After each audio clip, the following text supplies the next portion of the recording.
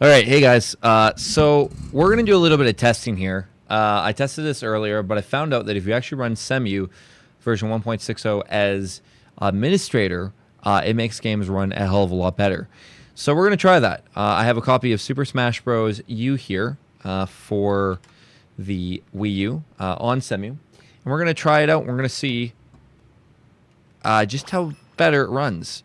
Because again, I've heard that it runs a hell of a lot better if you do it. I'm having some issues with the sound, but honestly, I can't really complain so much about how it sounds. Where I really found that it lagged definitely was when I had basically 8-player and whatnot Smash. So we're going to try this out and give a proper test. By the way, I have an R9 390 and an i7 4770K. And everything should be good. So we're gonna try to go for a big group of people over here, some characters, and we're going to see how it handles this round of Smash. Again, I was streaming this and I had some issues with it, and it was lagging a bit.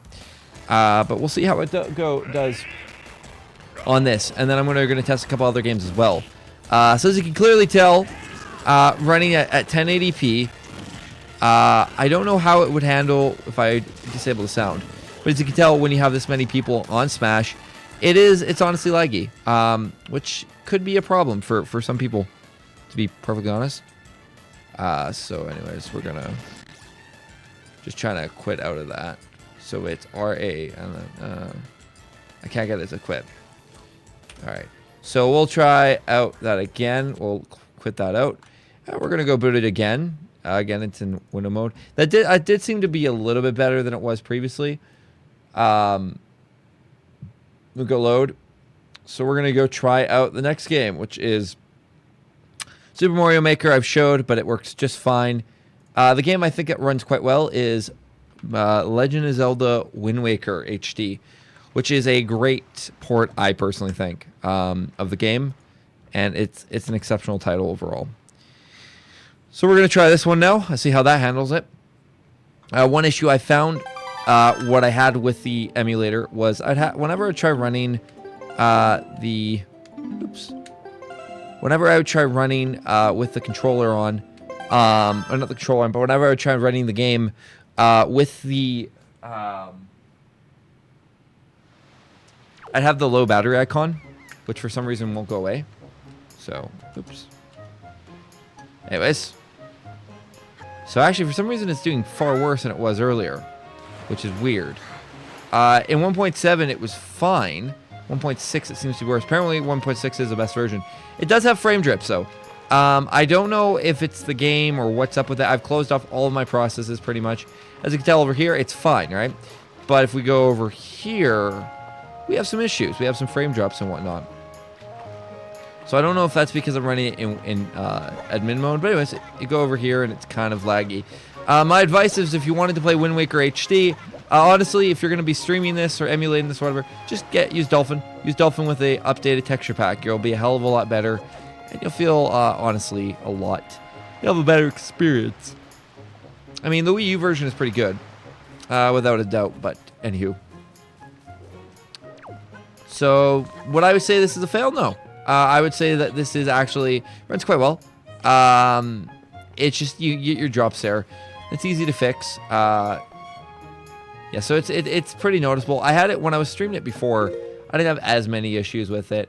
The next game we're going to test out is Super. Let's see. We're trying to do Mario Kart again, just to see how that handles things. Mario Kart has been kind of iffy for me. Some days it works quite well. Some days it's kind of iffy. Sometimes it's just it's one of those things that you just want to kind of really give it an honest to God test with. The one that works pretty damn flawlessly, I'm going to be honest, is Super Mario Maker, which is a great game in its own. But because there's no online with CEMU, you're kind of screwed over slightly. So unless there's a way to import batches, or not batches but custom levels, I think. It kind of, I mean, it's a great game on its own by itself, but the levels are really what makes the custom levels are what really makes it good. So we're gonna do Moo Moo Meadows, and we're gonna just test how it works. Load times are not too bad. It's nothing drastic. That's what I like about the simulator is that it's at the point where you can actually play games and they're completable. I haven't done Bayonetta yet since I don't have it downloaded. And I did want to test Smash out. Smash would honestly work if you're going to do 1-on-1, maybe 1-on-4 maximum. Or sorry, 1-on-3. But 1-on-8, don't even consider it. Because, I mean, you know, we're not at the point where it runs well. Mario Kart 8, my only advice about this one. It runs. But again, they're not going to be anything astounding for quality. It is running a bit better than it was previously, but it still has some issues and glitches and whatnot. So, I mean, you know, you could go through you could play the game if you were so inclined. It's going to run pretty decently, actually. Performance-wise, you know, like I said, it dips down here and there, right? Because it's not the best emulator you can have, but it's still doing pretty good. I think that how it is, you're gonna have you can't complain about it, right? So, my advice about Mario Kart 8 is if you want to play it, yeah, you'll be able to play it. You'll get your frame drops. So if you're looking for, you know, pinpoint accuracy, go get yourself a Wii U. Honest to God. Or get yourself a Switch and get yourself the deluxe version of this game. But if you wanted to get yourself a copy of, you know, if you're interested in playing it differently, you could also try 1.7, which I haven't tried. Well, I have tried, but I haven't tried it with administrator mode. Apparently that just seems to fix it. But 1.6 seems to be the best version so far for compatibility and whatnot. 1.7 might run Mario Kart 7 better, or 8 better, but I couldn't tell you. However, as you can see, I was able to complete a lap without too many issues. Enough that it's not causing me too many problems. And yeah, I'm pretty. I mean, I'm not, you know, ecstatic about the quality, but I'm not going to complain about it. To me, it's fine. It's playable, and I could easily try this out for, you know, a couple days or whatever. So last game we are going to try on our list of games here is going to be Legend of Zelda Twilight Princess HD. And just make sure that it is running like this, so I have no issues. I do actually have it running with administrator mode, because administrator mode makes sure that you have no issues with that. So yeah, we'll try out. Don't even try Breath of the Wild. It doesn't run quite well yet. We'll do Twilight Princess, sorry. No, I don't know why I said Wind Princess or something in HD. Twilight Princess HD. Just to finish off this test, and just to show you guys some actual proper gameplay and whatnot. This game, I think, is probably seems to run a hell of a lot better from what I could tell versus the other one. So anyways, Twilight Princess HD is a great game. I'm actually doing a dolphin playthrough of it right now on the GameCube copy of it. And so anyways, here you are. Hey. So this is Twilight Princess HD. Oh, I need to go up here apparently. I think. I'm tired. Oh, fun fact, don't make videos when you're super tired. Breath of the Wild will probably be done, if anyone's curious about that, it will probably be done in about, I'd say, a month. Maybe there'll be a playable build in a month, but it won't be, you know, you can run it basically, but it won't be an amazing build. I think that the actual game itself will probably be playable here in about, no, I would say 3 months. So probably by the time more games come out for the Switch and whatnot, the Wii U version of Breath of the Wild, Legend of Zelda Breath of the Wild, will probably be very playable at that point. With the strides of emulation going on so far and what I've seen, I'm definitely astounded by how good things are running. This is a game I absolutely have enjoyed playing on, like I said, the GameCube copy on Dolphin. I've definitely enjoyed playing the living hell out of that. Shit, hold on. But as you can tell, with Twilight Princess, it runs quite well. So that's nice. To me, that's actually really cool. Again, there's a couple features I like to say to the CEMU devs. Please, for the love of God, have a reset feature. I don't know why there isn't one quite yet. I don't know how hard it would be to implement because I'm not a developer, but it would be great if you could actually have a reset feature built right in, so that when you are switching games and everything, you don't actually have to swap everything out. You're gonna save, and we're just gonna make sure that the save feature does in fact work. We're gonna hit continue playing no, And now that that's good, we're going to check it now. So we're going to actually hit, we're going to close off our emulator again. I couldn't even get it to work on 1.7, so take it as you will. I think it was 1.72. I couldn't even get it to function. But what I'm talking about right here is where it says file. All you have is load and exit. And I honestly wish there, like I said, was a reset feature. Hotkeys will be great to have once those are come in. Yeah, like I have no real true issues with this emulator. I think it's fine as it is, especially for the work that's been done and the strides of development and whatnot. But I still think there is a lot of room for improvement. All right, so saves work. So there you go. Those are the final tests. I would like to do some more testing with Twilight Princess HD, but I don't know where she is. This map is very small. Where the hell is Epona? Hold on a second. Ah, she's over here. All right. I think she is. No, I was like, the guy won't let me. So we're just. I want to play this a little bit longer just to give you guys a good example of the gameplay, just to show performance and whatnot. Because honestly, I think this looks good. And when CEMU, I think in about a year's time, CEMU will be at the point where it'll be completely viable for all types of games. I'm gonna skip some stuff because this is a great game on its own. There's a lot of stuff that they skipped. Again, though, if you're really going to be playing this, I mean, it's a good version. But if you're really going to be playing this, honest to God, I would just say grab yourself the, just play the Dolphin version in the meantime. So, anyways, we got the horse. We got a Epona, which is cool.